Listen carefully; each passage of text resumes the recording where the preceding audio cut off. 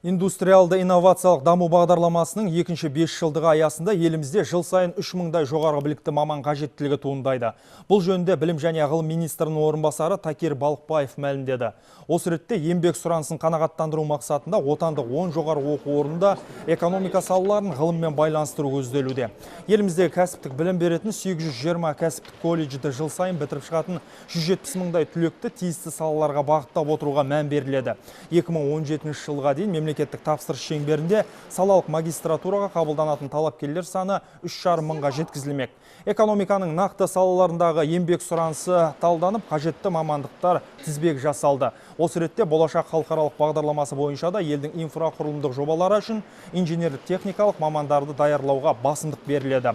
Сондай-ақ білім және ғылым вице-министрінің айтуынша, Қазақстанда шетелдік әріптес университеттер және негізгі жұмыс берушілермен кеңесіп, әлемнің үздік талаптарына сай жабдықталған 24 жаңа зертхана құру жоспарлануда.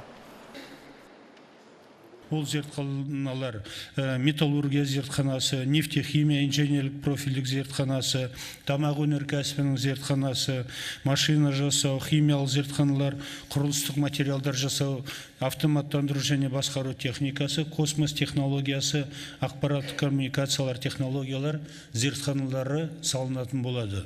Бұл зертханаларды пайдаланудың тиімділігін қамтамасыз етеміз. 2015 жылы негізгі назар академиялық білім алуға қойылып, кәсіби тағылымдама бағдарламалары қысқартылатын болады. Тағылымдамалар тек қазақстандық кәсіпорындар үшін мамандарды нақты даярлауға ғана бағытталады. 2015 жыл тағайындау үшін 600-ге дейін стипендия жоспарланған.